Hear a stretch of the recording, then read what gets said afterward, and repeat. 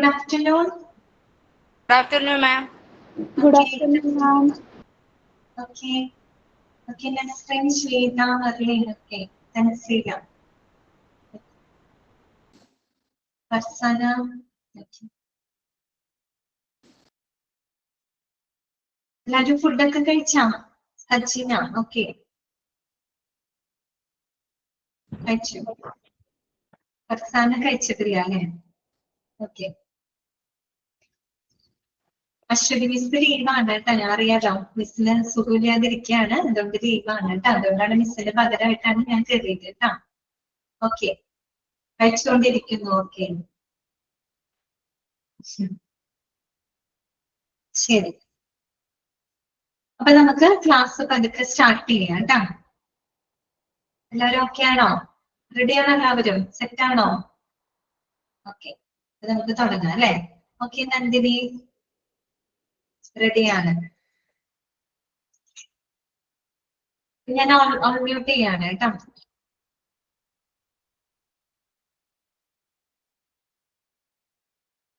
Screen എല്ലാവർക്കും കാണുന്നുണ്ടല്ലോ അല്ലെ? സ്ക്രീൻ എല്ലാവർക്കും കാണുന്നുണ്ടല്ലോ? ഓക്കെ. നമ്മള് കഴിഞ്ഞ ക്ലാസ്സിൽ നമ്മള് പഠിച്ചതുണ്ടായിരുന്നു. യെസ്, നമ്മള് ഫാർമസിക്ക് എടുത്ത് ഇന്റൻറ്റിംഗ് ഓഫ് ഡ്രഗ്സ് പഠിച്ചു, റെക്കോർഡ്സ് ആൻഡ് രജിസ്റ്റേഴ്സ് അല്ലെ? ഒരു ഫാർമസിയില് നമ്മൾ സൂക്ഷിക്കുന്ന റെക്കോർഡുകൾ അല്ലെങ്കിൽ മെയിൻറ്റെയിൻ ചെയ്യുന്ന റെക്കോർഡുകളും രജിസ്റ്ററുകളും എന്തൊക്കെയാണ് നമ്മൾ പഠിച്ചു. പിന്നെ നമ്മൾ സ്റ്റോറേജ് ഓഫ് ഡ്രഗ്സ് അല്ലെ? ഡ്രഗ്സിന്റെ സ്റ്റോറേജുമായിട്ട് ബന്ധപ്പെട്ടത് നമുക്കറിയാം. പല ടൈപ്പ് ഓഫ് ഡ്രഗ്സുകൾ ഉണ്ട് അല്ലെ? എല്ലാ മരുന്നുകളും ഒരേ രീതിയിലാണോ നമ്മൾ സ്റ്റോർ ചെയ്യുന്നത്? അല്ല, വ്യത്യസ്ത രീതിയിലാണ് അല്ലെ?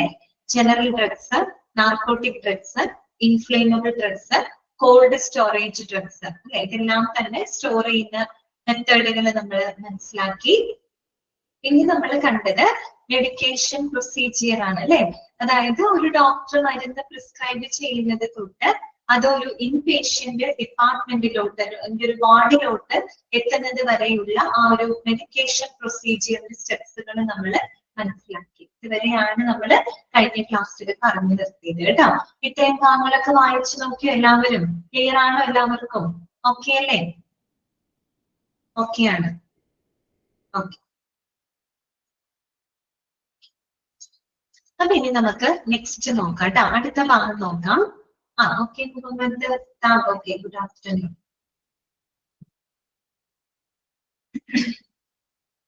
നെക്സ്റ്റ് വരുന്നതാണ് ഫിനാൻസസ് കേട്ടോ. അതായത് നമ്മളൊരു ഫാർമസിന്ന് മാത്രമല്ല ഒരു ഹോസ്പിറ്റലിനെ സംബന്ധിച്ചുള്ള ജനറൽ കാര്യമാണ് പറയുന്നത് കേട്ടോ. ഒരു ഹോസ്പിറ്റലിലോട്ട് അല്ലെങ്കിൽ ഈ പറയുന്ന നമ്മൾ ഫാർമസിയാണ് പഠിക്കുന്നത്, അവിടേക്ക് വരുന്ന പ്രധാനപ്പെട്ട ഫിനാൻസസ്, അതായത് സാമ്പത്തികമായിട്ട് വരുന്ന ഒരു സോഴ്സസ്, ഫിനാൻഷ്യൽ സോഴ്സസ് എന്തൊക്കെയാണ് എന്നാണ് അവിടെ കൊടുത്തിരിക്കുന്നത്. അത് വേറെ കാര്യങ്ങളൊന്നുമില്ല, ജസ്റ്റ് നമുക്ക് മനസ്സിലാക്കി വെക്കേണ്ട കാര്യങ്ങൾ, നമുക്ക് എല്ലാവർക്കും അറിയാവുന്ന കാര്യങ്ങളാണ് കേട്ടോ. ഫിനാൻഷ്യൽ റിസോഴ്സസ് ആണ്, അതായത് ഒരു ഫാർമസി ഉൾപ്പെടെ ഒരു ഹോസ്പിറ്റലിലോട്ട് ആ ഒരു എങ്ങനെയാണ് അവരുടെ ആ ഒരു ഫിനാൻസ് റവന്യൂ വരുന്നത്, അതുമായിട്ട് ബന്ധപ്പെട്ട സോഴ്സസ് ആണ് അവിടെ കൊടുത്തിരിക്കുന്നത് കേട്ടോ. അപ്പോ ആദ്യത്തെ നോക്കാം, പ്രൈമറി സോഴ്സ്. പ്രധാനപ്പെട്ട സോഴ്സ് എന്ന് പറഞ്ഞാൽ എന്താണ്? It is the charge got from the patient. എന്താർക്കും അറിയാലോ, ഒരു ഹോസ്പിറ്റലിലേക്ക് വരുന്ന പ്രധാനപ്പെട്ട ഫിനാൻസ് സോഴ്സ് എന്ന് പറഞ്ഞാൽ എന്താണ്? വരുമാന സ്രോതസ് എന്താണ്? It is the charge got from the patients. പേഷ്യന്റിൽ നിന്നും ലഭിക്കുന്ന വരുമാനം, അവരിൽ നിന്ന് ലഭിക്കുന്ന പേയ്മെന്റുകൾ തന്നെയാണ് ഒരു ഹോസ്പിറ്റലിന് ലഭിക്കാവുന്ന ഏറ്റവും വലിയ ഫിനാൻഷ്യൽ റിസോഴ്സ് അല്ലെ? പ്രൈമറി സോഴ്സ് അത് തന്നെയാണ്. ഓക്കെ, ഇനി ഇങ്ങനെ ലഭിക്കുന്ന ചാർജസ് നോക്കാം. The charges got by the patients are either fully paid by himself or from the third party. അപ്പൊ ഈ പറയുന്ന ചാർജസ് ഒന്നുകിൽ പേഷ്യന്റ് മുഴുവനായിട്ടും അവർക്ക് എന്ത് ചെയ്യാം? പേ ചെയ്യാം അല്ലെ? സോ ഫുൾ ചെലവ് അവരുടെ കയ്യിൽ നിന്ന് പൈസ എടുത്തു കൊടുക്കാം. അതും അല്ലെങ്കിൽ എന്താണ്? From the third party. Third party എന്ന് പറഞ്ഞാൽ എന്താണ്? ഇൻഷുറൻസ് കമ്പനികൾ വഴിയായിട്ട്. ഇനിയിപ്പോ ഹെൽത്ത് ഇൻഷുറൻസ് എടുക്കാത്ത ആളുകൾ കുറവാണ് അല്ലെ? മിക്കവരും എന്താണ്? ഹെൽത്ത് ഇൻഷുറൻസ് എടുത്തിട്ടുണ്ട്. അപ്പൊ നമുക്ക് എന്തെങ്കിലും അൺഎക്സ്പെക്ടഡ് ആയിട്ട് ഒരു ആക്സിഡന്റോ അസുഖങ്ങളൊക്കെ വരുന്ന സമയത്ത് നമുക്ക് പെട്ടെന്ന് ഉണ്ടാവുന്ന എക്സ്പെൻസുകളൊക്കെ മീറ്റ് ചെയ്യാനായിട്ട് ഇത്തരത്തിലുള്ള ഹെൽത്ത് ഇൻഷുറൻസ് പോളിസികൾ നമ്മളെ സഹായിക്കുന്നുണ്ട് അല്ലെ? അപ്പൊ തേർഡ് പാർട്ടി എന്ന് ഉദ്ദേശിക്കുന്നത് ഇവിടെ ഇൻഷുറൻസ് കമ്പനികളാണ്. നമ്മൾ ഫുൾ എമൗണ്ട് ചിലപ്പോ പേയ്മെന്റ് ഒരുപക്ഷെ രോഗി കയ്യിൽ നിന്ന് ഫുള്ളും അവരുടെ പോക്കറ്റിൽ നിന്ന് എടുത്ത് ഫുൾ എമൗണ്ട് കൊടുക്കുന്നുണ്ടാവും. അതും അല്ലെങ്കിൽ തേർഡ് പാർട്ടി വഴിയായിട്ട് ഇൻഷുറൻസ് കമ്പനികൾ വഴിയായിട്ട് അല്ലെങ്കിൽ ഇൻഷുറൻസ് പോളിസികളിലൂടെയും എന്ത് ലഭിക്കാം, ഒരു ഹോസ്പിറ്റലിന് വരുമാനം ലഭിക്കാം. ഓക്കെ, പിന്നെന്താണ് പറയുന്നത്, റിസർച്ച് വർക്കാണ് അല്ലെ, ഗവേഷണ പ്രവർത്തനങ്ങൾ. ഇപ്പോ ചില ഹോസ്പിറ്റലിനെ ബേസ് ചെയ്തുകൊണ്ട് ഗവേഷണ പ്രവർത്തനങ്ങളൊക്കെ നടത്താൻ വിചാരിക്കാം. ഇപ്പൊ നമ്മൾ ഫാർമസി തന്നെ എടുക്കുകയാണെങ്കിൽ പുതിയ എന്തെങ്കിലും മരുന്നുകൾ നമ്മൾ മാനുഫാക്ചർ ചെയ്യാം അല്ലെ. ഇപ്പൊ നമുക്കറിയാം, നമ്മൾ കോവിഡ് വന്ന സമയത്ത് നമ്മൾ പുതിയ കുറെ വാക്സിൻസുകളൊക്കെ നമ്മൾ ഡെവലപ്പ് ചെയ്തു. നമ്മുടെ ഇന്ത്യയിലെ കോവിഷീൽഡ് അല്ലെ, കോവിഷീൽഡ്, കോവാക്സിൻ അല്ലെ, ഇങ്ങനെയൊക്കെയുള്ള വാക്സിനുകളൊക്കെ നമ്മൾ ഡെവലപ്പ് ചെയ്തിട്ടുണ്ടായിരുന്നു. കോവാക്സിൻ ഇവിടെ അല്ല, കോവാക്സിൻ ആണ് തോന്നുന്നത് അല്ലെ നമ്മുടെ. ഓക്കെ, കോവിഷീൽഡ് അങ്ങനെയൊക്കെ പുതിയ പുതിയ വാക്സിനുകളൊക്കെ കണ്ടുപിടിക്കുന്നുണ്ട്. ഇപ്പൊ പറഞ്ഞു വന്നത് വേറെ ഒന്നുമല്ല, അതായത് ഹോസ്പിറ്റലിനെ ബേസ് ചെയ്തിട്ട് എന്തെങ്കിലും ഗവേഷണ പ്രവർത്തനങ്ങളൊക്കെ നടത്തുമ്പോൾ ഇത്തരം റിസർച്ച് വർക്കുകൾക്കൊക്കെ എന്തുണ്ടാവാം, ഫണ്ടുകൾ അലോട്ട് ചെയ്ത് കൊടുക്കാം. ഇപ്പൊ എന്തെങ്കിലും ഇപ്പൊ ഒരു ഹോസ്പിറ്റലിനെ ബേസ് ചെയ്ത് എന്തെങ്കിലും ഗവേഷണ പ്രവർത്തനങ്ങൾ നടത്തുന്നുണ്ടെങ്കിൽ ഒരുപക്ഷെ വലിയ വലിയ കോർപ്പറേറ്റ് കമ്പനികൾ അല്ലെങ്കിൽ ഗവൺമെന്റിൽ നിന്ന് തന്നെ ഗവേഷണങ്ങൾക്ക് ആവശ്യമായിട്ടുള്ള ഫണ്ടുകൾ കൊടുക്കാം. അതും എന്താണ്, ഹോസ്പിറ്റലിന് ഒരു വരുമാനമാണ് അല്ലെ. അവരുടെ ഗവേഷണ പ്രവർത്തനങ്ങൾക്കായിട്ട് അവർക്ക് എന്ത് ലഭിക്കുന്നുണ്ട്, റവന്യൂ ലഭിക്കാം. ചിലപ്പോൾ ഗവൺമെന്റ് ഫണ്ട് കൊടുക്കാം, ഫണ്ട് ചെയ്യാം, അല്ലെങ്കിൽ വലിയ വലിയ കോർപ്പറേറ്റ് കമ്പനികൾ ഫണ്ട് ചെയ്യാം അല്ലെ, അങ്ങനെയൊക്കെ. പിന്നെ വരുന്നത് എന്താണ്, ഇൻവെസ്റ്റഡ് എൻഡോവ്മെന്റ് ഫണ്ട്സ് ആണ് കേട്ടോ. Invested endowment funds. Invested endowment funds എന്ന് പറഞ്ഞാൽ എന്താണ് ഉദ്ദേശിക്കുന്നത്, ആദ്യം തന്നെ എന്താണ് എൻഡോവ്മെന്റ് ഫണ്ട് എന്ന് പറഞ്ഞാല്, the endowment funds are funded mainly through donations. The fund is mainly through donations. ഡൊണേഷൻസിലൂടെ, സംഭാവനകളിലൂടെ ലഭിക്കുന്ന ഫണ്ടുകളെയാണ് നമ്മൾ പൊതുവെ എൻഡോവ്മെന്റ് ഫണ്ടുകൾ എന്ന് പറയുന്നത് കേട്ടോ. ഓക്കെ, എൻഡോവ്മെന്റ് ഫണ്ട് എന്ന് പറഞ്ഞാൽ എന്താണ്, these are the funds mainly through donations കേട്ടോ. സംഭാവനകളിലൂടെ, ഡൊണേഷൻസിലൂടെ ലഭിക്കുന്ന ഫണ്ടുകളെയാണ് നമ്മൾ എൻഡോവ്മെന്റ് ഫണ്ടുകൾ എന്ന് പറയുന്നത്. അപ്പോ മറ്റൊരു കാര്യം എന്താണെന്ന് വെച്ചാൽ, the funds have specific policies that concerns investments, withdrawal and usage of the funds. അപ്പൊ ഒരു കാര്യം കൂടെ ശ്രദ്ധിക്കണം, നമ്മൾ ഈ എൻഡോവ്മെന്റ് ഫണ്ടുകൾ അത് നമുക്ക് കോൺട്രിബ്യൂഷൻസിലൂടെ, ഡൊണേഷൻസിലൂടെ, മറ്റുള്ളവരുടെയൊക്കെ സംഭാവനകളിലൂടെ ലഭിക്കുന്ന ഫണ്ടുകളാണ് എൻഡോവ്മെന്റ് ഫണ്ട് എന്ന് പറയുന്നത്. അപ്പോ ഇത്തരം ഫണ്ടുകൾ ഇൻവെസ്റ്റ് ചെയ്യുന്നതിനും അത് പിൻവലിക്കുന്നതിനും ആ ഫണ്ടുകൾ ഉപയോഗപ്പെടുത്തുന്നതിനുമായിട്ട് പ്രത്യേകമായിട്ടുള്ള പോളിസികളും പ്രൊസീജിയറുകളും ഒക്കെ ഉണ്ട്. അതായത് നമ്മൾക്ക് തോന്നിയ രീതിയിൽ ഒരിക്കലും ആ ഫണ്ടുകൾ എടുത്ത് വിനിയോഗിക്കാനായിട്ട് പറ്റില്ല. അത്തരം ഫണ്ടുകളൊക്കെ ഇൻവെസ്റ്റ് ചെയ്യുന്നതും അത് ഉപയോഗിക്കുന്നതുമായിട്ട് ബന്ധപ്പെട്ട് കൃത്യമായിട്ടുള്ള പോളിസികളും പ്രൊസീജിയറുകളും ഒക്കെ ഉണ്ട്. അതിനനുസരിച്ച് കൊണ്ട് മാത്രമേ എൻഡോവ്മെന്റ് ഫണ്ടുകൾ ഉപയോഗപ്പെടുത്താനായിട്ട് പാടുള്ളൂ. കാരണം ചിലപ്പോൾ ഒരുപാട് ഡൊണേഷൻസ് ഒക്കെ വരും, വലിയൊരു എമൗണ്ട് ഒക്കെ ഹോസ്പിറ്റലിലോട്ട് വരും. അത് തോന്നിയ രീതിയിൽ ഒരിക്കലും ഉപയോഗിക്കാൻ പാടില്ല. അത് ഉപയോഗിക്കാൻ, അതിന്റെ ആ ഒരു ഇൻവെസ്റ്റ്മെന്റ് ആണെങ്കിലും അത് ഉപയോഗപ്പെടുത്തുന്നതിനായാലും പ്രത്യേകമായിട്ടുള്ള പോളിസികളും പ്രൊസീജിയറുകളൊക്കെ നിലവിലുണ്ട്. ഓക്കെ, പിന്നെ വരുന്നത് എന്താണ്, gifts, contributions towards the general functional expenses. അതുപോലെ തന്നെ ഇപ്പൊ ഹോസ്പിറ്റലുകളിൽ എന്തെങ്കിലും ജനറൽ ആയിട്ട് എന്തെങ്കിലും ഫങ്ഷൻസുകളൊക്കെ നടത്തുമ്പോൾ അതിന്റെ ഭാഗമായിട്ട് ലഭിക്കുന്ന കോൺട്രിബ്യൂഷൻസുകള്, ഗിഫ്റ്റുകള്, അതും ഒരു വരുമാന മാർഗം തന്നെയാണ് അല്ലെ. ഓക്കെ, ഇതിന് വേറെ കാര്യങ്ങളൊന്നുമില്ല, നമ്മൾ ജസ്റ്റ് നമുക്ക് അറിയാവുന്ന കാര്യം. ഇങ്ങനെയൊക്കെ ഒരു ഹോസ്പിറ്റലിലേക്ക് ഫിനാൻഷ്യൽ സോഴ്സസുകൾ എന്തൊക്കെയാണ്, വരുമാനം വരുന്ന മാർഗങ്ങളാണ് പറഞ്ഞത്. പ്രൈമറി സോഴ്സ് എന്ന് പറഞ്ഞാൽ എന്താണ്, it's the charge got from the patient ആണ്. പേഷ്യന്റിൽ നിന്ന് നമുക്ക് ലഭിക്കുന്ന പേയ്മെന്റ്സ് തന്നെയാണ്.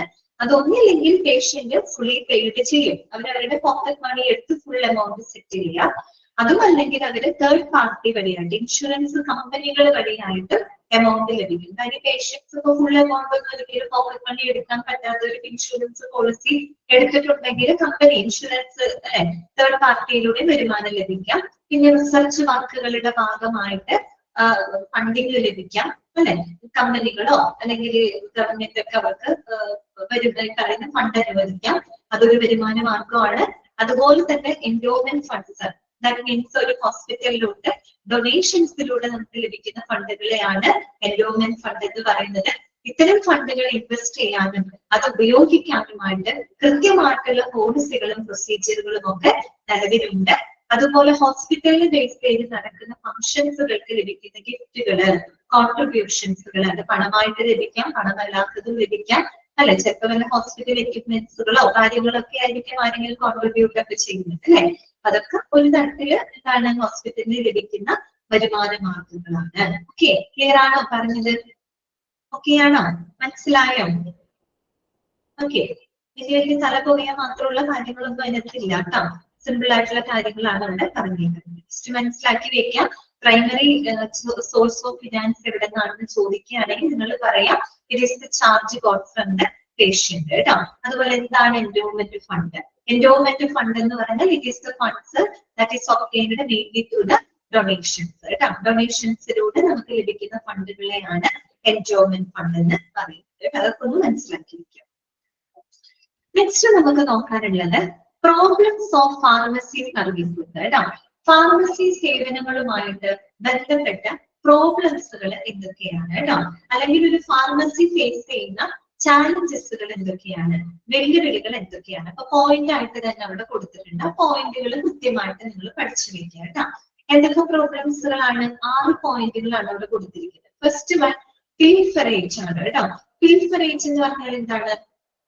കളവാണ് കേട്ടോ. കളവ്, തെഫ്റ്റ് എന്നാണ് ഉദ്ദേശിക്കുന്നത് കേട്ടോ. പിൽഫറേജ് മീൻസ് കളവാണ്. അറിയാലോ, നമ്മൾ പഠിച്ചതാണ്. ഇപ്പൊ ഫാർമസിയിലൊക്കെ നമ്മൾ കറക്റ്റ് ആയിട്ട് സ്റ്റോക്ക് മാനേജ് ചെയ്തില്ല എന്ന് വിചാരിക്കുക. സ്റ്റോക്ക് പ്രോപ്പർ ആയിട്ട് മാനേജ് ചെയ്യാതെ വരും, ഓവർ സ്റ്റോക്ക് ആവാണെന്ന് വിചാരിക്കുക. ഓവർ സ്റ്റോക്ക് ഒക്കെ വന്നു കഴിഞ്ഞാൽ സ്വാഭാവികമായിട്ട് അവിടെ പിൽഫറേജിനുള്ള ചാൻസ് കൂടുതലാണ്, കളവ് വരാനുള്ള ചാൻസ് കൂടുതലാണ്. ഇപ്പൊ ഓവറായിട്ട് നമ്മൾ സാധനങ്ങൾ മേടിച്ചു വെക്കുകയാണെങ്കിൽ സ്വാഭാവികമായിട്ട് ഇതൊക്കെ കൈകാര്യം ചെയ്യുന്നത് ആളുകളായതുകൊണ്ട് തന്നെ അവിടെ തെഫ്റ്റിനുള്ള ചാൻസ് ഉണ്ട്. അത് ഓവർ സ്റ്റോക്ക് ആണെന്ന് നിർബന്ധമില്ല, അല്ലാതെയും തെഫ്റ്റിനുള്ള ചാൻസ് ഉണ്ട്. ഓക്കെ, അതൊരു പ്രോബ്ലം ആണ് പിൽഫറേജ് കേട്ടോ, കളവ് എന്നാണ് ഉദ്ദേശിക്കുന്നത്. പിന്നെ വരുന്നത് ഔട്ട്ഡേറ്റഡ് ഡ്രഗ്സ് ആണ്. ഔട്ട്ഡേറ്റഡ് ഡ്രഗ്സ് എന്ന് പറഞ്ഞു കഴിഞ്ഞാൽ എക്സ്പയറി ഡേറ്റ് കഴിഞ്ഞ ഡ്രഗ്സ് എന്നല്ല അവിടെ ഉദ്ദേശിക്കുന്നത്.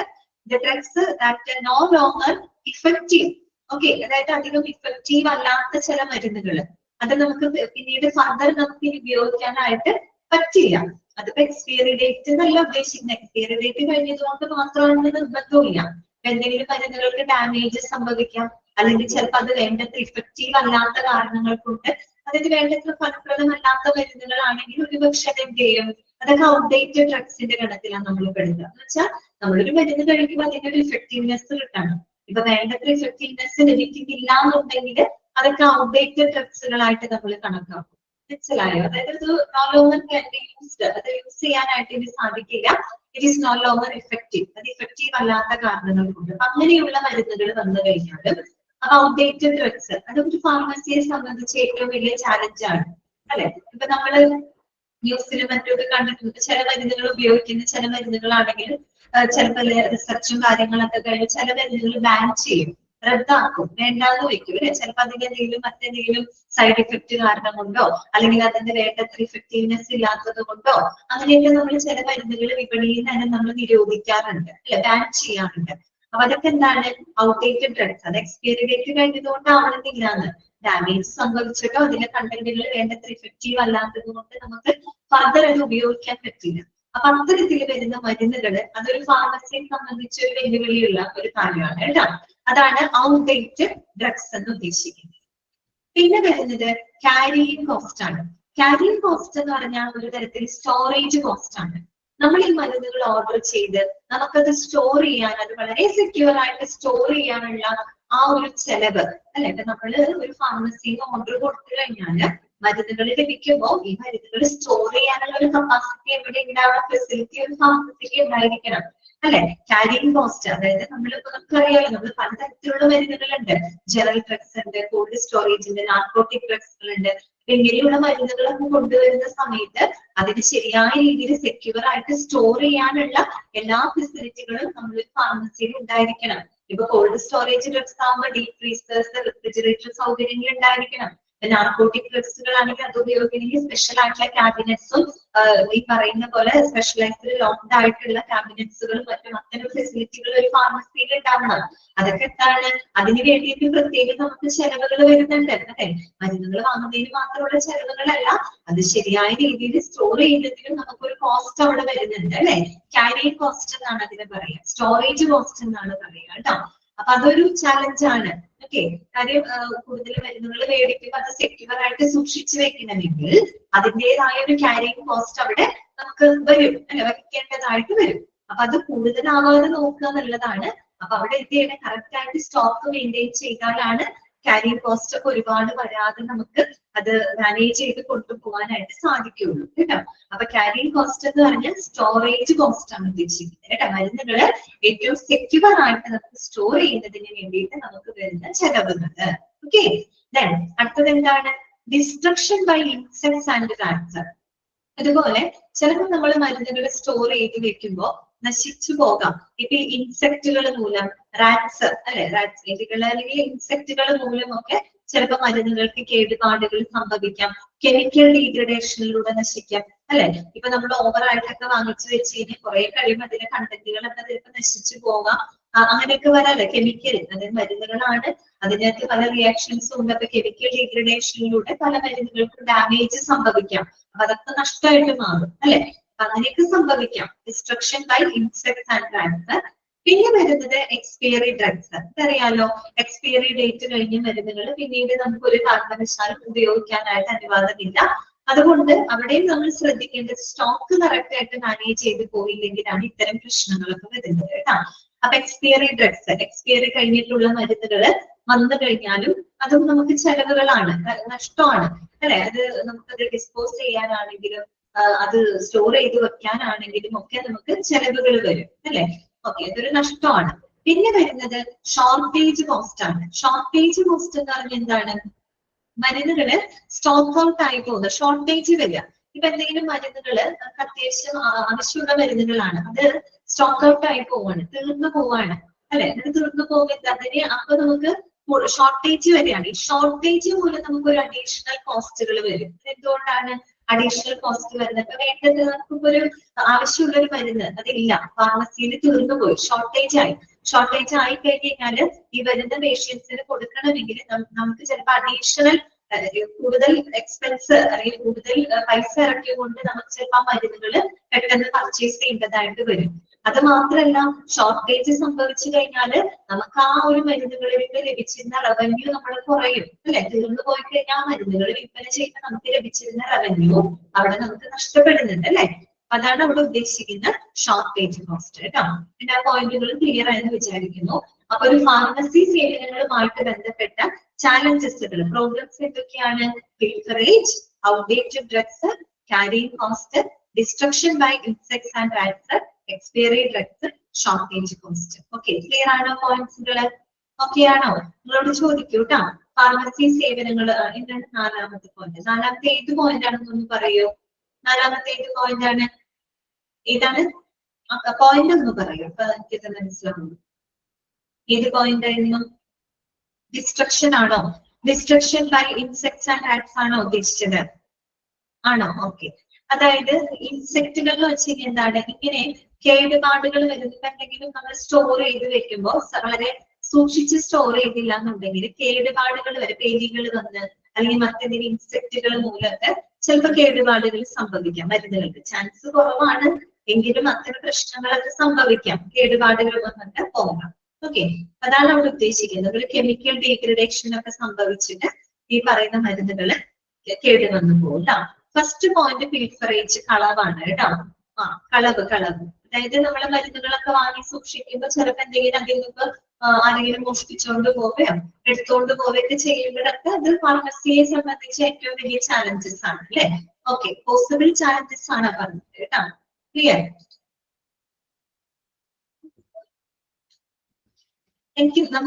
നെക്സ്റ്റ് നമുക്ക് നോക്കാനുള്ളത് ഏറ്റവും ലാസ്റ്റത്തെ ടോപ്പിക് ആണ്, റോൾ ഓഫ് ചീഫ് ഫാർമസിസ്റ്റ് കേട്ടോ. ഒരു ചീഫ് ഫാർമസിസ്റ്റിന്റെ റോൾ എന്താണ് കേട്ടോ? ഒരു ചീഫ് ഫാർമസിസ്റ്റിന്റെ റോള് നമുക്കറിയാം. നമ്മൾ ആ ഫ്ലോ ചാർട്ട് പഠിച്ചപ്പോ ചീഫ് ഫാർമസിസ്റ്റ് എന്ന് പറഞ്ഞാൽ ആരാണ്? എംഫാം യോഗ്യതയുള്ള വ്യക്തിയാണ് അല്ലെ. അദ്ദേഹം എന്താണ്? He's A professional who manages the entire pharmacy അല്ലെ. ഒരു മുഴുവൻ ഫാർമസീനെ മാനേജ് ചെയ്തു പോകുന്ന വ്യക്തിയാണ് ആര്? ചീഫ് ഫാർമസിസ്റ്റ് എന്ന് പറയുന്നത് അല്ലെ. ഓക്കെ, അപ്പൊ അദ്ദേഹത്തിന്റെ റോൾ ആൻഡ് റെസ്പോൺസിബിലിറ്റീസ് ആണ് അവിടെ പറയുന്നത്. ഓക്കെ, ഒന്നാമത്തെ പോയിന്റ് ഇതാണ്, fulfilling of decision of therapeutic committee. ഇതാണ് fulfilling of decision of therapeutic committee. ഒരു തെറാപ്യൂട്ടിക്, അതായത് നമ്മൾ ഡ്രഗ് ആൻഡ് തെറാപ്യൂട്ടിക് കമ്മിറ്റിയുടെ തീരുമാനങ്ങള് ഫുൾഫില്ല് ചെയ്യുക എന്നുള്ളത് ആരുടെ റോളാണ്? ചീഫ് ഫാർമസിസ്റ്റിന്റെ റോളാണ്. Fulfilling of decision of therapeutic committee, drug and therapeutic കമ്മിറ്റിയുടെ തീരുമാനങ്ങള്, ശുപാർശകള് ഫുൾഫില്ല് ചെയ്യുക, നിറവേറ്റുക, അതിനെ പ്രാവർത്തികമാക്കുക ആരുടെ റെസ്പോൺസിബിലിറ്റിയാണ്? ചീഫ് ഫാർമസിസ്റ്റിന്റെ റെസ്പോൺസിബിലിറ്റിയാണ്. ഓക്കെ, അടുത്തത് എന്താണ്?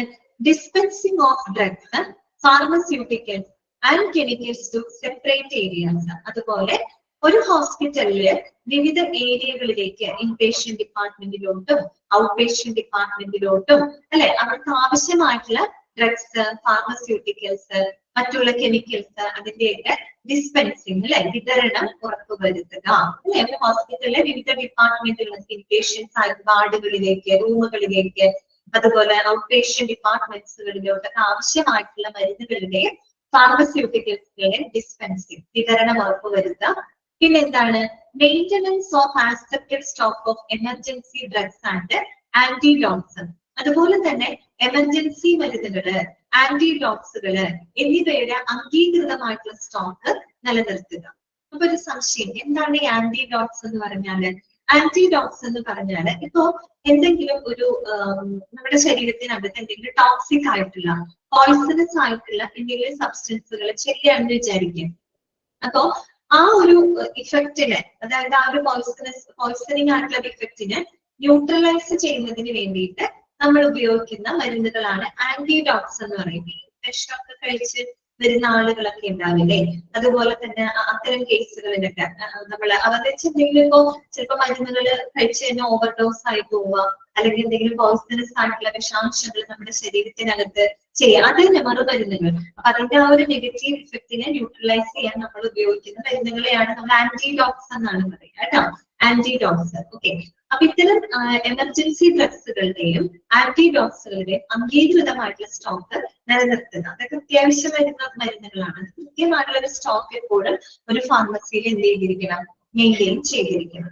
ഓക്കെ, എമർജൻസി ഡ്രഗ്സുകളുടെ, ആന്റിഡോട്സുകളുടെ ഒക്കെ ഒരു അംഗീകൃതമായിട്ടുള്ള സ്റ്റോക്ക് നിലനിർത്തേണ്ടത് ആരുടെ ഡ്യൂട്ടിയിൽ വരുന്നതാണ്?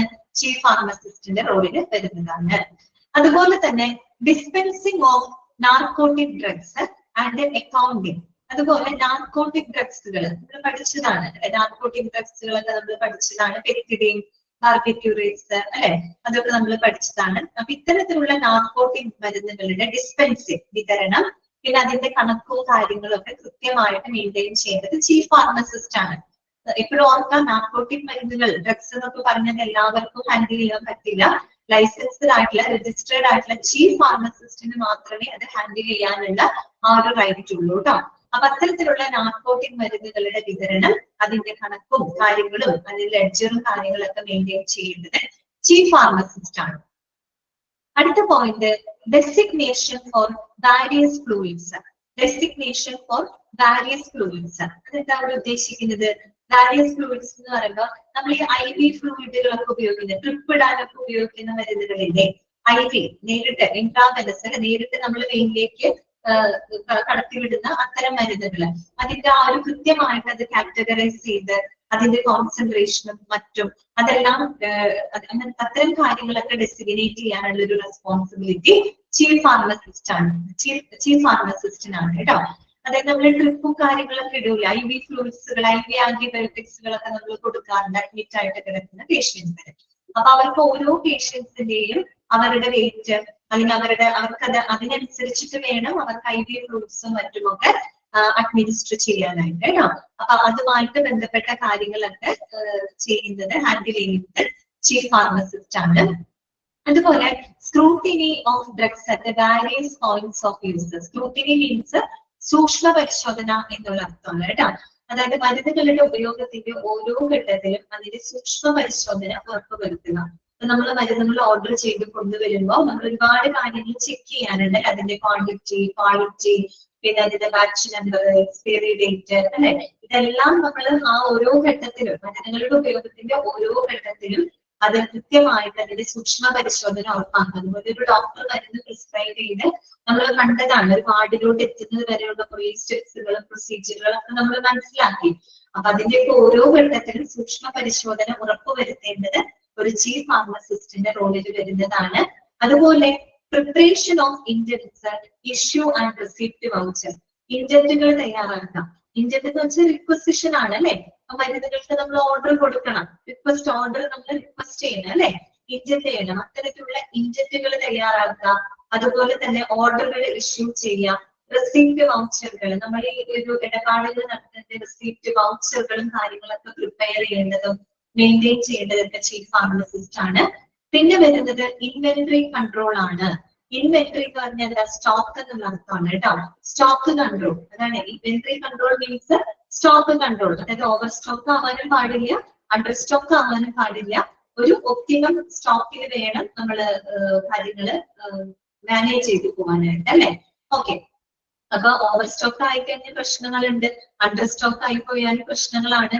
അപ്പൊ അത് രണ്ടും സംഭവിക്കാതെ സ്റ്റോക്ക് അതിൻ്റെതായ രീതിയിൽ കൺട്രോൾ ചെയ്ത് പോകേണ്ട ഒരു റെസ്പോൺസിബിലിറ്റി ചീഫ് ഫാർമസിസ്റ്റിനുണ്ട്. പിന്നെ വരുന്നത് maintenance of stores, ledgers and records കേട്ടോ. അതായത് നമ്മൾ ഈ ഒരു ഫാർമസിയിലെ സ്റ്റോറുകൾ, ദാറ്റ് മീൻസ് നമ്മൾ ഈ മെഡിസിൻസും മറ്റും സൂക്ഷിക്കുന്ന സ്റ്റോറുകള്, പിന്നെ നമ്മള് ഫാർമസിയിൽ ഉപയോഗിക്കുന്ന ലെഡ്ജറുകള്, റെക്കോർഡുകൾ, അതൊക്കെ പ്രോപ്പർ ആയിട്ട് മെയിൻറ്റെയിൻ ചെയ്യേണ്ടത് ചീഫ് ഫാർമസിസ്റ്റ് ആണ്. അതുപോലെ provision of alternate electricity supply, provision of alternate electricity supply. Alternate ആയിട്ടുള്ള ഒരു ഇലക്ട്രിസിറ്റി സപ്ലൈക്കുള്ള ആ ഒരു വ്യവസ്ഥ ഒരു ഫാർമസിയിൽ ഉറപ്പുവരുത്തേണ്ടത് ചീഫ് ഫാർമസിസ്റ്റ് ആണ്. അതെന്തുകൊണ്ട് അങ്ങനെ പറയാൻ കാരണം, നമുക്കറിയാം ഇത്തരം ഫാർമസിയിലൊക്കെ നമ്മൾ കോൾഡ് സ്റ്റോറേജ് ഡ്രഗ്സുകളൊക്കെ ഉപയോഗിക്കുന്നുണ്ട്, അല്ലെ?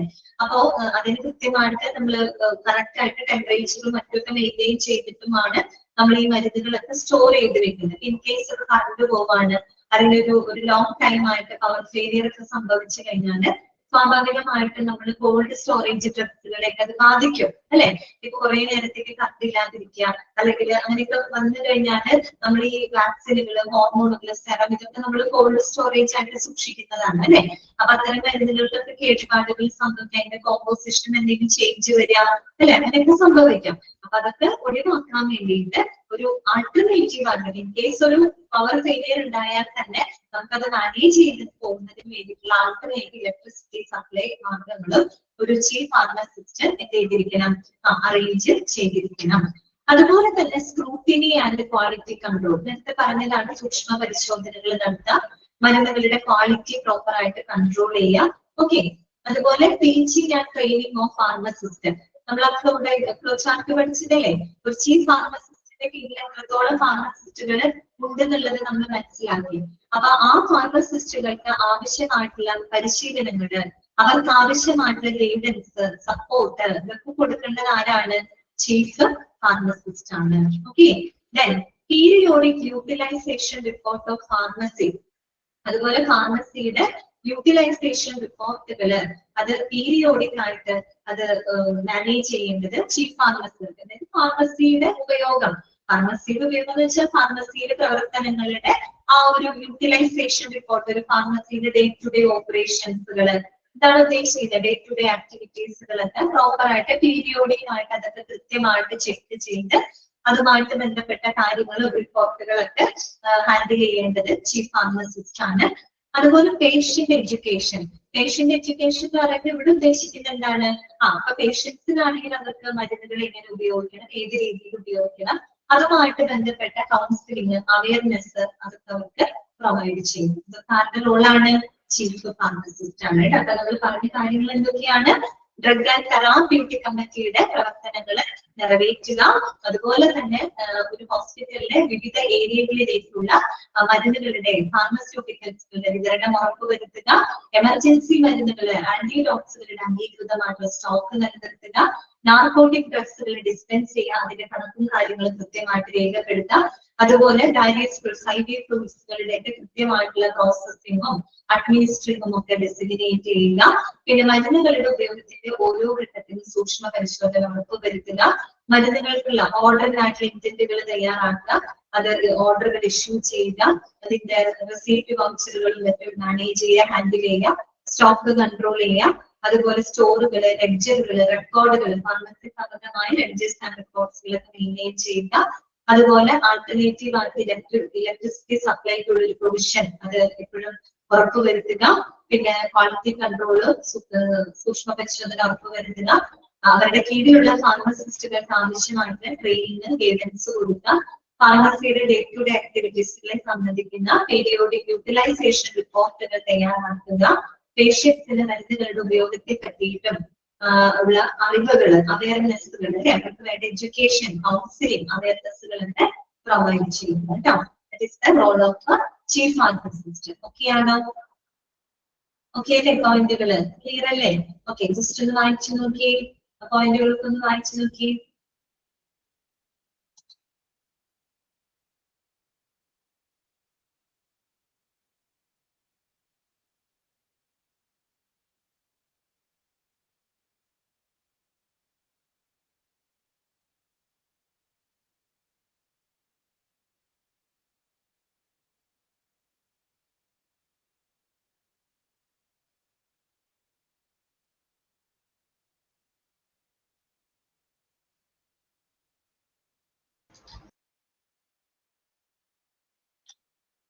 അതോട് കൂടിയിട്ട് നമ്മുടെ ഫാർമസി എന്ന് പറയുന്ന ഒരു ചാപ്റ്റർ നമ്മുടെ അവസാനിക്കുകയാണ് കേട്ടോ.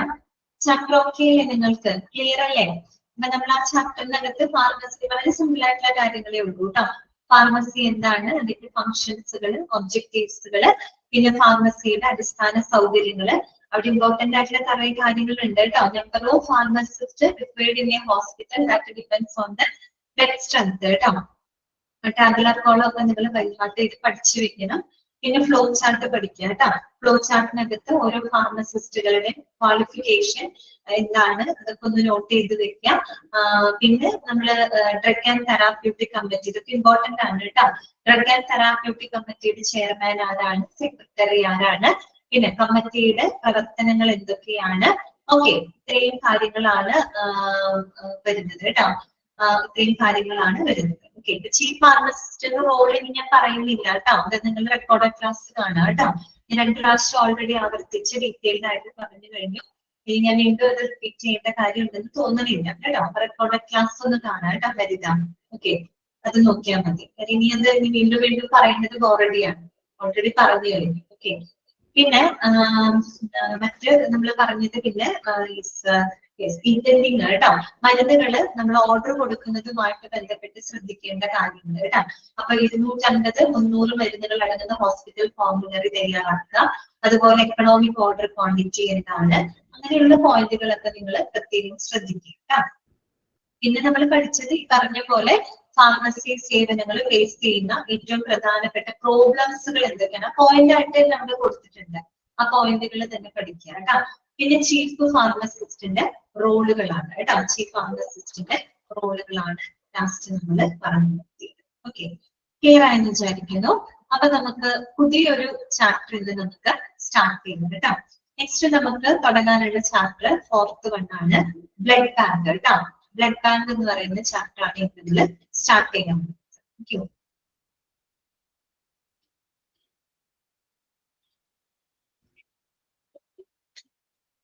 ക്ലാസ്സിൽ ഇരിക്കുമ്പോൾ ക്ലാസ് ശ്രദ്ധിച്ച് കേൾക്കാം കേട്ടോ. പല കാര്യങ്ങൾക്കും എണീറ്റ് പോകുമ്പോഴാണ് നമുക്ക് ഡൗട്ടുകളും പ്രശ്നങ്ങളും വരുന്നത് കേട്ടോ.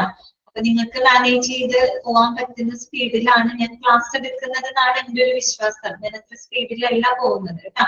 അതൊക്കെ തന്നെയാണ് ക്ലാസ് എടുക്കുന്നത്. നിങ്ങൾക്ക് എല്ലാവർക്കും ഫോളോ ചെയ്ത് പോകാൻ പറ്റണ രീതിയിലാണ് കേട്ടോ. അങ്ങനെയല്ലേ? അങ്ങനെ തോന്നിയില്ലേ നിങ്ങൾക്ക്? എന്തെങ്കിലും ബുദ്ധിമുട്ടൊന്നും ഇല്ലല്ലോ? ഓക്കെ, ആ രീതിയിൽ ക്ലാസ് കേൾക്കുക കേട്ടോ. ക്ലാസ് എപ്പോഴും ശ്രദ്ധിച്ച് കേൾക്കുക. ഓക്കെ, നെക്സ്റ്റ് വരുന്നത് പുതിയൊരു ചാപ്റ്റർ ആണ്. ചാപ്റ്റർ നമ്പർ 4 ബ്ലഡ് ബാങ്ക് കേട്ടോ. Blood bank. ഓക്കെ, അതും വളരെ സിമ്പിൾ ആയിട്ടുള്ള ഒരു ചാപ്റ്റർ ആണ്. നമ്മൾ പലപ്പോഴും കേട്ടിട്ടുള്ള ഒരു കാര്യമാണ് അല്ലെ ബ്ലഡ് ബാങ്ക്. ബ്ലഡ് ബാങ്കിനെ പറ്റി പറയുകയാണെങ്കിൽ ബ്ലഡ് ഡൊണേഷനെ പറ്റി നമ്മൾ മനസ്സിലാക്കുന്നു അല്ലെ. ഓക്കെ, അപ്പൊ നമുക്കറിയാം, നമ്മൾ പറയില്ലേ ബ്ലഡ് ഡൊണേഷൻ എന്ന് പറഞ്ഞാൽ ഏറ്റവും നോബിൾ ആയിട്ടുള്ള ഒരു കാര്യമാണ് അല്ലെ. രക്തദാനം മഹാദാനത്തല്ലേ നമ്മൾ പറയുന്നത് അല്ലെ. ഏറ്റവും വലിയൊരു കാര്യമാണ് അല്ലെ. ബ്ലഡ് ഡൊണേറ്റ് ചെയ്ത ആളുകളുണ്ടോ നമ്മുടെ ക്ലാസ്സില്? ബ്ലഡ് ഡൊണേറ്റ് ചെയ്ത ആളുകളൊക്കെ ഉണ്ടാവുമല്ലോ, കൊടുത്തിട്ടുണ്ടോ ഷാനിക്കൊക്കെ? ഓക്കെ, കുറെ പേർക്ക് ബ്ലഡ് ഡൊണേറ്റ് ചെയ്തിട്ടുള്ള ആളുകളാണ്. അത് നല്ല കാര്യമാണ്. എന്തായാലും ബ്ലഡ് ഡൊണേഷനുമായിട്ട് ബന്ധപ്പെട്ട് കുറച്ച് കാര്യങ്ങൾ നമ്മൾ മനസ്സിലാക്കി വെക്കാം. നിങ്ങൾക്ക് അറിയാവുന്നതാണ്, കുട്ടികൾക്ക് അറിയുന്നുണ്ടാവും. എങ്കിലും നമ്മൾ പറയുകയാണ്, അതൊന്നും ചോദിക്കൊന്നുമില്ല കേട്ടോ. ഓക്കെ, നമുക്കറിയാം 18 വയസ്സ് മുതൽ 65 വയസ്സ് വരെ പ്രായമുള്ളവർക്കൊക്കെ നമുക്ക് ബ്ലഡ് ഡൊണേറ്റ് ചെയ്യാം കേട്ടോ. 18 വയസ്സിനും 65 വയസ്സിനും ഇടയിൽ പ്രായമുള്ള ആളുകൾക്ക് ബ്ലഡ് ഡൊണേറ്റ് ചെയ്യാനായിട്ട് പറ്റും. പിന്നെ ബ്ലഡ് ഡൊണേറ്റ് ചെയ്യണമെങ്കിൽ അതിനൊരു ശരീരഭാരം നോക്കണം കേട്ടോ. ഒരു 45 കിലോഗ്രാം എങ്കിലും വെയിറ്റ് ഉള്ളവരായിരിക്കണം കേട്ടോ. ശരീരഭാരം ഒരു 45 കിലോഗ്രാം എങ്കിലും ബോഡി വെയിറ്റ് ഉള്ള ആളുകൾക്കാണ് ബ്ലഡ് ഡൊണേറ്റ് ചെയ്യാനായിട്ട് സാധിക്കുള്ളൂ. അതുപോലെ തന്നെ ഗർഭിണികളായിട്ടുള്ള സ്ത്രീകള്, അതുപോലെ കുട്ടികള്, അവർക്കൊന്നും ഒരിക്കലും ബ്ലഡ് ഡൊണേറ്റ് ചെയ്യാനായിട്ട് പാടില്ല.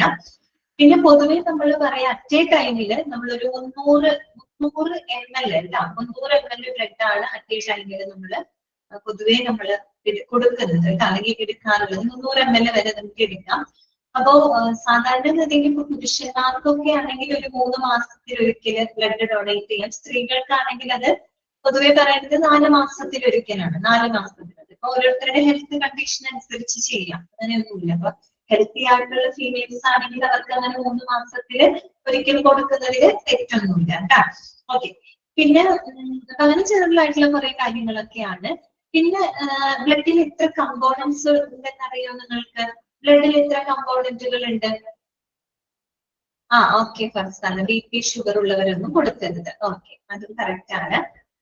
ബ്ലഡില് എത്ര കമ്പോണൻസ് ഉണ്ടെന്ന് അറിയാമോ നിങ്ങൾക്ക്? എത്ര കമ്പോണൻസ് ഉണ്ട് ബ്ലഡിനകത്ത്? ഇനി വേണം, ആർക്കെങ്കിലും അറിയോ? 3 എണ്ണം. ഓക്കെ, 3 കമ്പോണന്റ് തന്നെ. ഇനി വേറെ ആർക്കെങ്കിലും 3 കൂടാതെ 3 ആൻസർ? 3 കമ്പോണന്റ് ഉള്ളൂ ആണോ? വേറെ എത്ര ഉണ്ട് എന്ന് പറഞ്ഞേ ആർക്കെങ്കിലും? ജസ്റ്റ് ഒന്ന് ഗസ് ചെയ്ത് നോക്ക്, തെറ്റണമെങ്കിൽ തെറ്റിക്കോട്ടെ, കുഴപ്പമില്ല. ഹീമോഗ്ലോബിൻ. ഓക്കെ, 5. ഓക്കെ, ഹരിത പറയുന്നത് 5. ഓക്കെ, പിന്നെ വേറെ ആർക്കെങ്കിലും? 7 7 കമ്പോണന്റ്. 4 ആണ് കേട്ടോ. ഷമി കറക്റ്റ് ആണ്, 4 ആണ് കേട്ടോ. 4 കമ്പോണന്റുകളാണ് നമ്മൾ പ്രധാനമായിട്ടും ബ്ലഡിൽ വരുന്നത്. ഒന്ന് RBC അല്ലെ, റെഡ് ബ്ലഡ് സെൽസ് അല്ലെ, ചുവന്ന രക്താണുക്കൾ എന്ന് നമ്മൾ പറയും.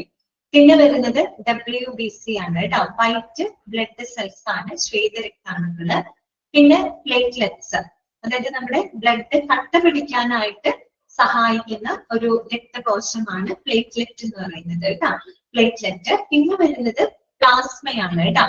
കറക്റ്റ് ആണ് കേട്ടോ. ഷാനി, ഫിറോസ്, ശ്രീലക്ഷ്മി കറക്റ്റ് ആണ്. RBC, WBC, പ്ലേറ്റ്ലെറ്റ്സ്, അങ്ങനെ 4 കമ്പോണന്റുകളാണ് നമ്മൾ പൊതുവെ പറയുന്നത് കേട്ടോ. ഓക്കെ, അപ്പൊ അത് നിങ്ങൾക്ക് അറിയാവുന്ന ഒരു കാര്യമാണ്. അപ്പൊ പിന്നെ നമുക്ക് ഇനിയിപ്പോ ബ്ലഡ് ബാങ്കിലോട്ട് പോകുമ്പോൾ ബ്ലഡിനെ പറ്റിയിട്ടുള്ള കുറച്ച് കാര്യങ്ങളൊക്കെയാണ് ഇപ്പൊ പറഞ്ഞത് കേട്ടോ. ഇനി ബ്ലഡ് ബാങ്കിലോട്ട് വരുമ്പോ നമ്മള് ശരിക്കും പറഞ്ഞു കഴിഞ്ഞാല് ഒരു 1-ാം ലോക മഹായുദ്ധ കാലത്ത് ആ ഒരു കാലഘട്ടത്തിൽ നമ്മുടെ റെഡ് ക്രോസ് സൊസൈറ്റി ഉണ്ടല്ലോ, അവരാണ് ഈ ബ്ലഡ് ബാങ്ക് എന്ന് പറയുന്ന ഒരു ആശയം കൊണ്ടുവരുന്നത്. അവരാണ് ശരിക്കും ആ ഒരു കാലഘട്ടത്തിൽ എന്ന് വെച്ചൊരു 1914-18 കാലഘട്ടം. അപ്പോഴാണ് നമ്മുടെ 1-ാം ലോക മഹായുദ്ധത്തിൽ നടക്കുന്ന ഒരു കാലഘട്ടമാണ്. അപ്പൊ ആ ഒരു സമയത്താണ് നമ്മുടെ റെഡ് ക്രോസ് സൊസൈറ്റി, ഇവരാണ് ഈ പറയുന്ന ബ്ലഡ് ബാങ്ക് എന്ന് പറയുന്ന ഒരു ആശയം കൊണ്ടുവന്നത് കേട്ടോ. അപ്പൊ അന്ന് കാലങ്ങളില് ഇത് വെറുതെ പറയുന്നതായിട്ട് ഇത് പഠിക്കാനൊന്നുമില്ല, എങ്കിലും പറയാണ്. അപ്പൊ ആ ഒരു കാലഘട്ടത്തില് നമ്മള് ഹോൾ ബ്ലഡ് ആയിട്ടാണ് കളക്ട് ചെയ്തിരുന്നത്. ഹോൾ ബ്ലഡ്, WHO ഹോൾ കേട്ടോ. അതായത് മൊത്തമായിട്ട് നമ്മൾ ബ്ലഡ് കളക്ട് ചെയ്തിട്ട് ഹോൾ ബ്ലഡ് ആയിട്ട് കളക്ട് ചെയ്തിട്ട് നമ്മൾ ഈ കുപ്പികളിലാക്കിയിട്ടാണ് അന്ന് കാലങ്ങളിൽ സൂക്ഷിച്ചിരുന്നത്. കുപ്പികളിൽ കേട്ടോ, കുപ്പികളിലായിട്ടാണ് നമ്മൾ സൂക്ഷിച്ചിരുന്നത്. അത് മാത്രമല്ല നമ്മൾ ഹോൾ ബ്ലഡ് ആയിട്ട് കളക്ട് ചെയ്യുകയും ചെയ്യും. ഹോൾ ബ്ലഡ് ആയിട്ട് തന്നെ മറ്റൊരാളിലോട്ട് നമ്മൾ ട്രാൻസ്ഫർ ചെയ്യും. WHO ഹോൾ ആണ് കേട്ടോ ഞാൻ ഉദ്ദേശിച്ചത്. ഓക്കെ, അതായത് മുഴുവനായിട്ട് ആ ബ്ലഡിലെ കമ്പോണന്റുകൾ അങ്ങനെയൊന്നും നമ്മൾ വേർതിരിക്കുന്നില്ല. മൊത്തമായിട്ട് നമ്മൾ ബ്ലഡ് എടുക്കുന്നു, ആ ബ്ലഡിനെ മൊത്തമായിട്ട് തന്നെ മറ്റൊരാളിലോട്ട് നമ്മൾ ട്രാൻസ്ഫർ ചെയ്യുന്നു. പക്ഷേ അങ്ങനെ നമ്മൾ ഹോൾ ബ്ലഡ് ആയിട്ട് നമ്മൾ മറ്റൊരാളിലേക്ക് ട്രാൻസ്ഫർ ചെയ്യുമ്പോൾ അതില് ഒരുപാട് പ്രോബ്ലംസ് ഉണ്ട്. എന്താണെന്നറിയാമോ? അതായത് എല്ലാ ആളുകൾക്കും എല്ലാ കമ്പോണന്റുകളും ആവശ്യമില്ല. മനസ്സിലായി? എല്ലാ ആളുകൾക്കും എല്ലാ കമ്പോണന്റുകളും ശരിക്കും പറഞ്ഞ ആവശ്യമില്ല. ഫോർ എക്സാമ്പിൾ പറയുകയാണെങ്കിൽ ഇപ്പൊ ഒരു വളരെ സിവിയർ അനീമിക് ആയിട്ടുള്ള ഒരു പേഷ്യന്റ് ആണെന്ന് വിചാരിക്കുക. വളരെ വിളച്ച അനീമിക് ആയിട്ടുള്ള പേഷ്യന്റ് ആണെങ്കിൽ അവർക്ക് ആവശ്യമുള്ള കമ്പോണന്റ് ശരിക്കും എന്താണ്? RBC ആണ്.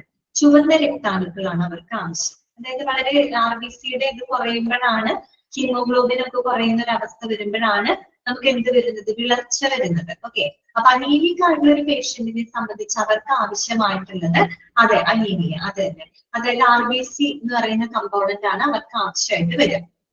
ഇനി നമ്മൾ ഈ പറയുന്ന പോലെ ചില ആളുകൾക്ക് ഈ ഇൻഫെക്ഷൻസ് അല്ലെങ്കിൽ ഈ ബ്ലീഡിംഗ് ഡിസോർഡേഴ്സ് ഒക്കെ ഉള്ള ആളുകൾക്കാണെങ്കിൽ അവർക്ക് WBC അതുപോലെ പ്ലേറ്റ്ലെറ്റുകളും അവർക്ക് ആവശ്യമായിട്ട് വരും. WBC, പ്ലേറ്റ്ലെറ്റുകൾ അങ്ങനെയുള്ള കമ്പോണന്റുകൾ ആവശ്യമായിട്ട് വരും. അതുപോലെ ലിവർ ഡിസീസ് ഒക്കെ ഉള്ള പേഷ്യൻസ് ആണെങ്കിൽ അവർക്ക് പ്ലാസ്മ എന്ന് പറയുന്ന കമ്പോണന്റ് ആവശ്യമായിട്ട് വരും. ഓക്കെ, അപ്പോ ഓരോ ആളുകൾക്കും എല്ലാ കമ്പോണന്റ് എല്ലാ ആളുകൾക്കും എല്ലാ രോഗികൾക്കും ആവശ്യമില്ല. ഓരോരുത്തർക്കും അവരുടെ ക്ലിനിക്കൽ കണ്ടീഷൻസിനനുസരിച്ചിട്ടുള്ള കമ്പോണന്റുകളാണ് ആവശ്യമുള്ളത്. മനസ്സിലായോ?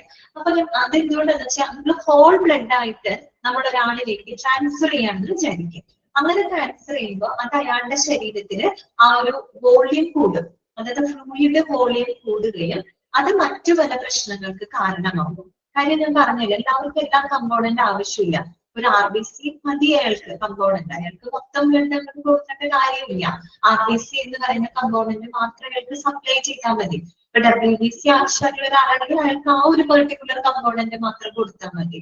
ഇനി പ്ലേറ്റ്ലെറ്റ് പ്ലാസ്മ ആവശ്യമായിട്ടുള്ള ഒരു പേഷ്യന്റ് ആണെങ്കിൽ അയാൾക്ക് ആ ഒരു കമ്പോണന്റ് മാത്രം കൊടുത്താൽ മതി. അതായത് മൊത്തമായിട്ട് നമ്മൾ ബ്ലഡ് അവർക്ക് കൊടുക്കേണ്ട കാര്യം ഇവിടെ വരുന്നില്ല. അങ്ങനെ കൊടുക്കുമ്പോൾ അവരുടെ ശരീരത്തിന് ഫ്ലൂയിഡ് ഓവർലോഡ് ആവുകയും അതുമൂലം മറ്റു പല പ്രശ്നങ്ങളും ഉണ്ടാകാനുള്ളൊരു സാധ്യതയുണ്ട്. അപ്പോ ആ ഒരു കൺസെപ്റ്റിൽ നിന്ന് പിന്നീട് അതിൽ ചെറിയൊരു മാറ്റം വന്നു. അതായത് നമ്മൾ എന്ത് ചെയ്യുന്നറിയോ? ഈ ഹോൾ ബ്ലഡിനെ കളക്ട് ചെയ്തിട്ട് നമ്മൾ അതിനെ പല പല കമ്പോണന്റുകളായിട്ട് നമ്മൾ വേർതിരിക്കാനായിട്ട് തുടങ്ങി. ഓക്കെ, പണ്ട് അങ്ങനെയായിരുന്നില്ല. ഹോൾ ബ്ലഡ് കളക്ട് ചെയ്യുന്നു, കുപ്പികളിൽ സൂക്ഷിക്കുന്നു, ഹോൾ ബ്ലഡ് ആയിട്ട് തന്നെ മറ്റൊരാൾക്ക് കൊടുക്കുന്നു. അതിൽ നിന്നും വ്യത്യസ്തമായിട്ട് ഹോൾ ബ്ലഡ് കളക്ട് ചെയ്ത് നമ്മൾ അതിനെ പല പല കമ്പോണന്റുകളാക്കി മാറ്റുകയാണ്. RBC കമ്പോണന്റ്, WBC ഒരു കമ്പോണന്റ്, പ്ലേറ്റ്ലെറ്റ് ഒരു കമ്പോണന്റ്, പ്ലാസ്മ ഒരു കമ്പോണന്റ്, അങ്ങനെ സെപ്പറേറ്റ് ആക്കിയിട്ട് ആവശ്യമായിട്ടുള്ള ആളുകൾക്ക് ആവശ്യമുള്ള കമ്പോണന്റ് കൊടുക്കുകയാണ്. അങ്ങനെ ഒരു കൺസെപ്റ്റിലോട്ട് വന്നു. ഓക്കെ, അപ്പോ നമ്മളിങ്ങനെ ഓരോരോ കമ്പോണന്റുകളായിട്ട് തിരിച്ച് പണ്ടത്തെ പോലെ കുപ്പികളിലല്ല, പകരം ബ്ലഡ് ബാഗുകളിലാണ് നമ്മൾ സൂക്ഷിക്കുന്നത്.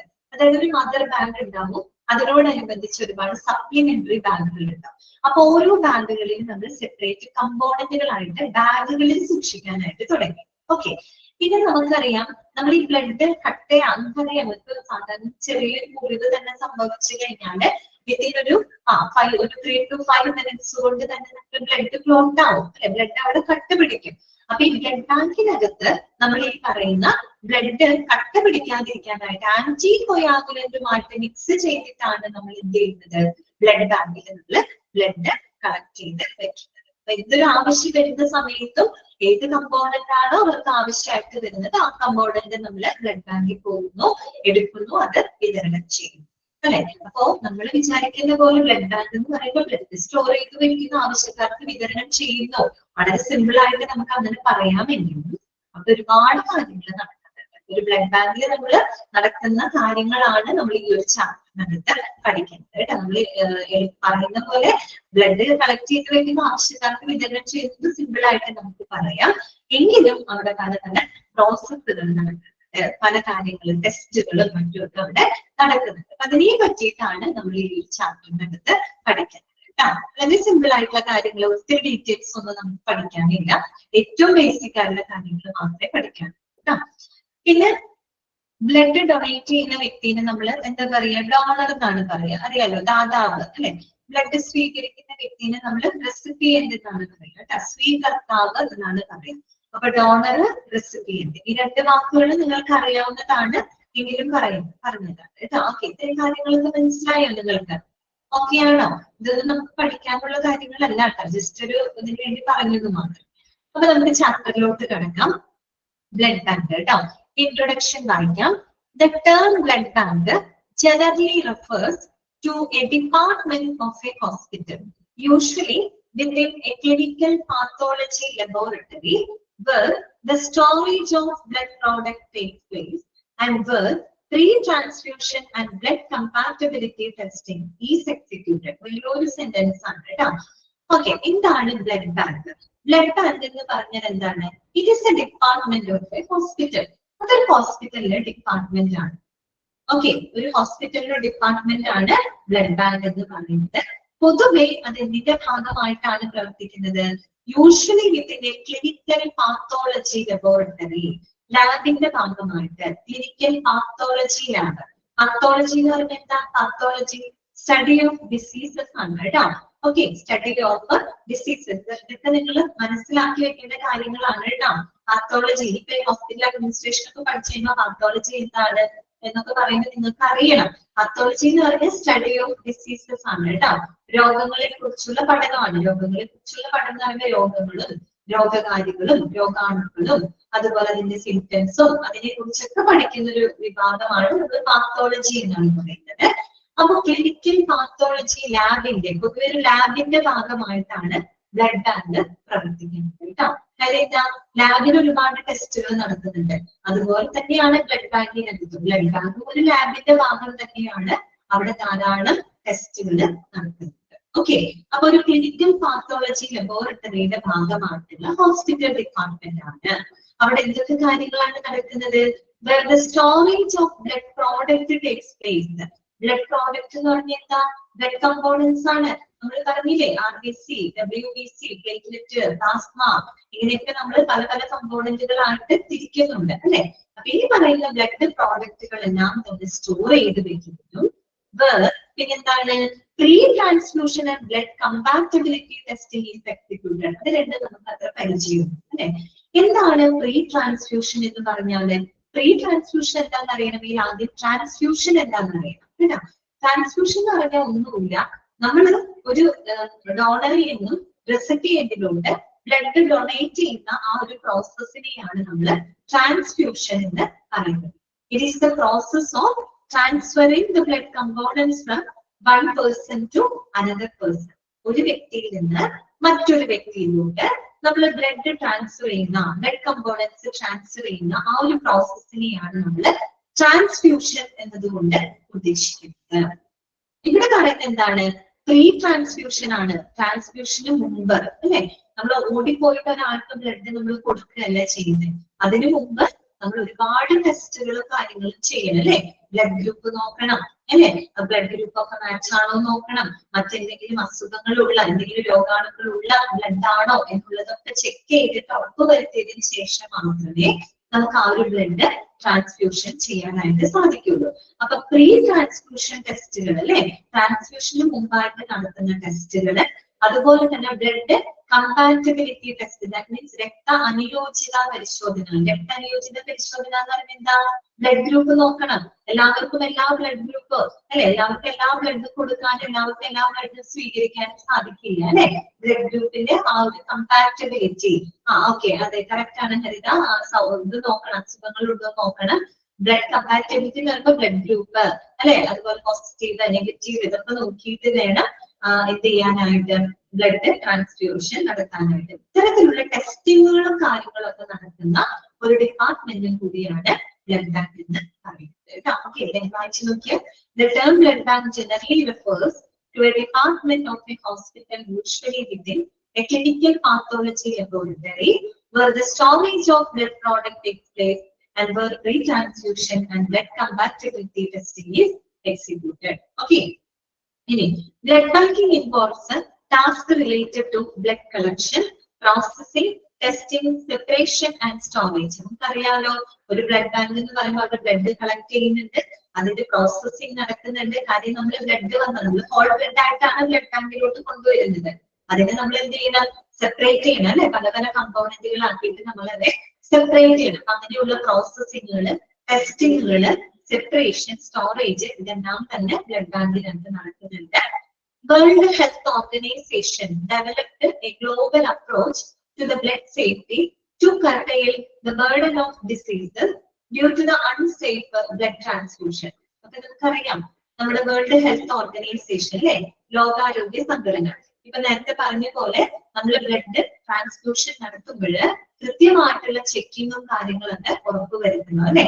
അങ്ങനെ ഇല്ലാന്നുണ്ടെങ്കിൽ എന്ത് സംഭവിക്കും? ഒരുപാട് അസുഖങ്ങള് അങ്ങോട്ടും ഇങ്ങോട്ടും ട്രാൻസ്മിറ്റ് ചെയ്യപ്പെടാനുള്ള ചാൻസ് കൂടുതലാണ് അല്ലെ. അപ്പൊ സുരക്ഷിതമല്ലാത്തൊരു ബ്ലഡ് ഡൊണേഷനിലൂടെ സംഭവിക്കാവുന്ന ആ ഒരു രോഗവ്യാപനം അത് തടയാനായിട്ട് നമ്മുടെ വേൾഡ് ഹെൽത്ത് ഓർഗനൈസേഷൻ ഒരു വലിയൊരു ഗ്ലോബൽ അപ്രോച്ച് തന്നെ ബ്ലഡ് സേഫ്റ്റിയുമായിട്ട് ബന്ധപ്പെട്ട് ഒരു ആഗോള സമീപനം തന്നെ നമ്മുടെ വേൾഡ് ഹെൽത്ത് ഓർഗനൈസേഷൻ മുന്നോട്ട് വെച്ചിട്ടുണ്ട്. അതിന്റെ ഭാഗമായിട്ടാണ് നമ്മൾ ഈ കമ്പാറ്റബിലിറ്റി ടെസ്റ്റിങ്ങുകളും പ്രീ ട്രാൻസ്ഫ്യൂഷൻ ടെസ്റ്റുകളൊക്കെ നമ്മൾ നടത്തുന്നത്. ഓക്കെ, ഇതൊക്കെ ആ ഒരു വേൾഡ് ഹെൽത്ത് ഓർഗനൈസേഷന്റെ ആ ഒരു അപ്രോച്ചിന് അനുസരിച്ചിട്ടാണ്. An average person carries almost 5 liters of blood. ഇനി ഒരു ശരാശരി ആരോഗ്യവാനായിട്ടുള്ള ഒരു മനുഷ്യന്റെ ശരീരത്തില് എത്ര ലിറ്റർ ബ്ലഡ് ഉണ്ട്? 5 ലിറ്റർ ബ്ലഡ് ഉണ്ട്. അതൊന്ന് നോട്ട് ചെയ്ത് വെക്കാം കേട്ടോ. An average person carries almost 5 liters of blood. 5 litre blood ആണ് ഒരു ശരാശരി ആരോഗ്യവാനായിട്ടുള്ള ഒരാളുടെ ശരീരത്തിലുള്ളത്. It circulates the body through blood vessels and is pumped through the heart. Okay, നമ്മുടെ ശരീരത്തിലെ പമ്പിംഗ് ഓർഗൻ ആരാണ്? ഹാർട്ട് ആണ് അല്ലെ. ഓക്കെ, ഹാർട്ടിലൂടെ ഹാർട്ട് പമ്പ് ചെയ്യുന്നു, ബ്ലഡ് നമ്മുടെ ശരീരത്തിൽ മുഴുവൻ സർക്കുലേറ്റ് ചെയ്യും. ക്ലിയർ ആയോ? ഓക്കെ ആണോ? വായിച്ചു നോക്കി.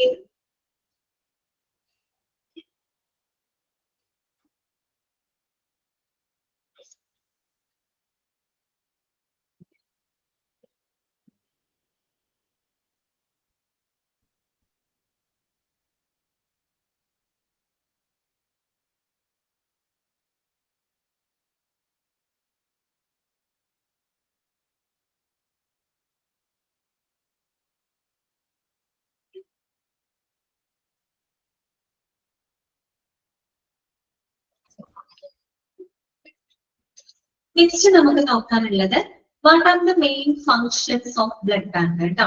ബ്ലഡ് ബാങ്കിന്റെ പ്രധാനപ്പെട്ട ഫങ്ഷൻസുകൾ എന്തൊക്കെയാണ് കേട്ടോ, പ്രവർത്തനങ്ങൾ എന്തൊക്കെയാണ് നോക്കാം. The hospital blood bank functions ആണ്. ഫസ്റ്റ് പോയിന്റ് ഇതാണ്, swift response to urgent request for the blood components. അതാണ് swift response to the urgent request for the blood components. അതായത് നമുക്ക് ബ്ലഡ് കമ്പോണൻസുകൾ ആവശ്യമായിട്ട് വരുന്ന എമർജൻസി സിറ്റുവേഷൻസിൽ പെട്ടെന്ന് തന്നെ റെസ്പോണ്ട് ചെയ്യുക.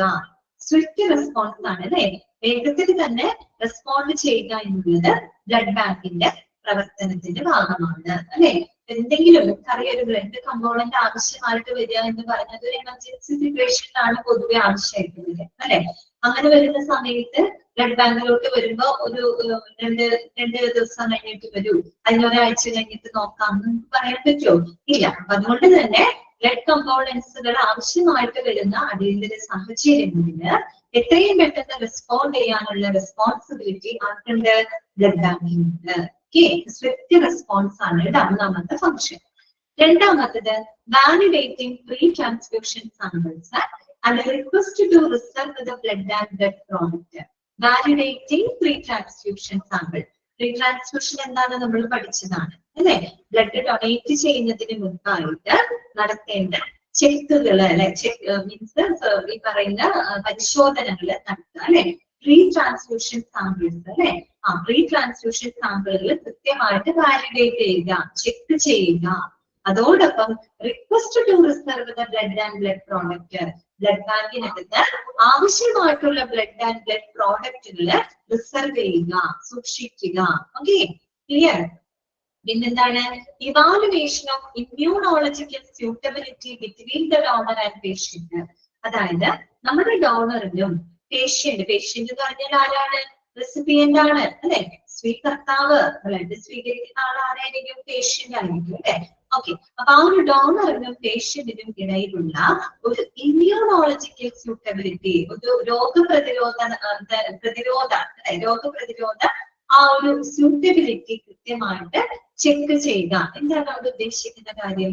അതായത് നമ്മൾ ബ്ലഡ് ഡൊണേറ്റ് ചെയ്യുന്നത്, ഇപ്പൊ ഒരു ഡോണറിൽ നിന്ന് റെസിപ്പിയന്റിലോട്ട് നമ്മൾ ബ്ലഡ് കൊടുക്കുന്ന സമയത്ത് ഒരുപക്ഷെ ആ സ്വീകരിക്കുന്ന വ്യക്തിക്ക്, അതായത് ബ്ലഡ് സ്വീകരിക്കുന്ന വ്യക്തിക്ക് ചെറിയ രീതിയിലുള്ള ഒരു ട്രാൻസ്ഫ്യൂഷൻ റിയാക്ഷൻസുകളൊക്കെ ഉണ്ടായേക്കാം.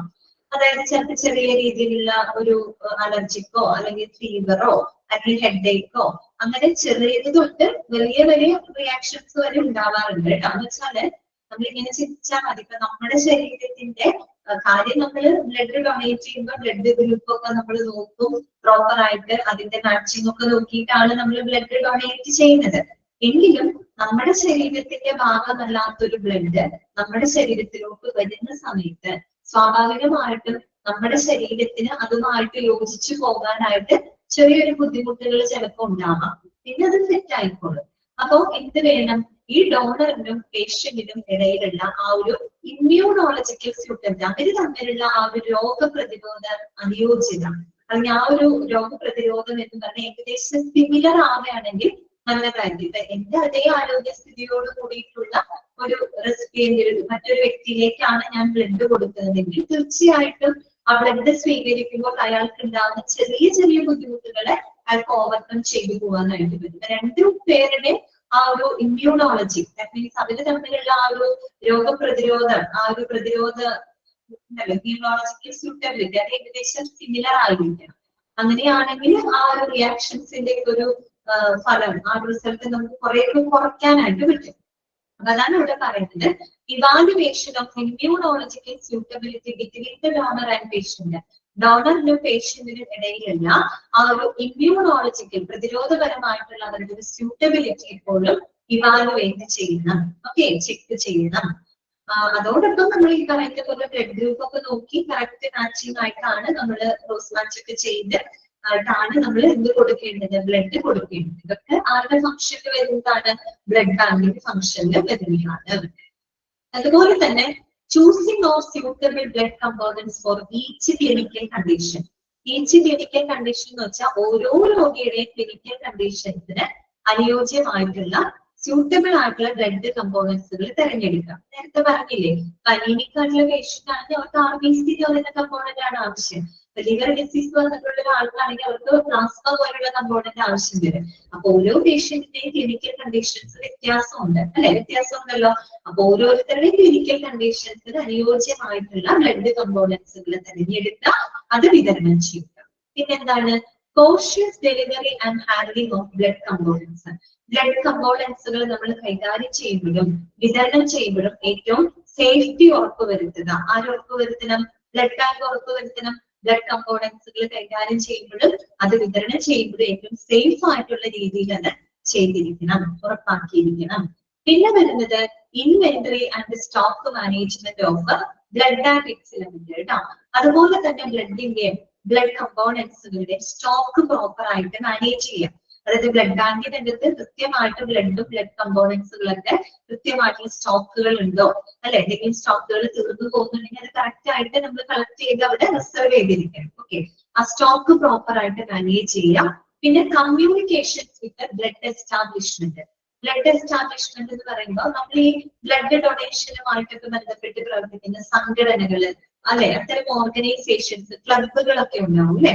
അപ്പൊ അവരുമായിട്ടൊക്കെ നല്ലൊരു കമ്മ്യൂണിക്കേഷൻ എപ്പോഴും ഒരു ബ്ലഡ് ബാങ്ക് കീപ്പ് ചെയ്തിരിക്കണം. കാര്യം നമുക്കിപ്പോ ഒരു ബ്ലഡ് ബാങ്കിൽ എന്തെങ്കിലും ബ്ലഡ് കമ്പോണന്റ് ഷോർട്ടേജ് വന്നു, അപ്പൊ പെട്ടെന്ന് ആ ഒരു പെർട്ടിക്കുലർ കമ്പോണന്റ് റിസർവ് ചെയ്യുന്നതിന് നമുക്ക് ഇത്തരത്തിലുള്ള ബ്ലഡ് ഡൊണേഷനുമായിട്ടൊക്കെ ബന്ധപ്പെട്ട് പ്രവർത്തിക്കുന്ന സംഘടനകള്, അത്തരം ക്ലബുകളുമായിട്ടൊക്കെ എപ്പോഴും ഒരു കമ്മ്യൂണിക്കേഷൻ ഉണ്ടായിരിക്കേണ്ടത് നല്ലതായിരിക്കും. ഓക്കെ, അത്യാവശ്യമാണ് കേട്ടോ. ഇത്രയുമാണ് ബ്ലഡ് ബാങ്കിന്റെ ഫങ്ഷൻസ് ആയിട്ട് പറയുന്നത്.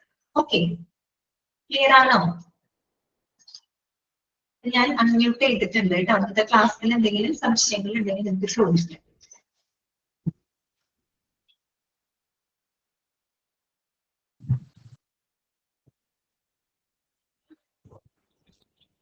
മാം, ഇമ്മ്യൂണോളജിക്കൽ മെറ്റീരിയൽ ഇമ്മ്യൂണോളജിക്കൽ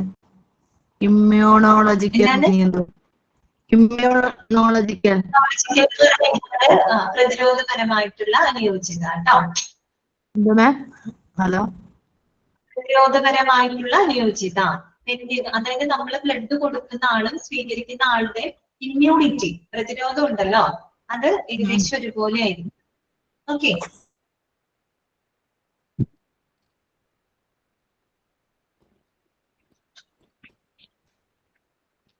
വേറെ ഡൗട്ട്സുകളൊന്നും ഇല്ലെങ്കിൽ നമുക്ക് ഇന്നത്തെ ക്ലാസ് വൈൻഡപ്പ് ചെയ്യാം കേട്ടോ.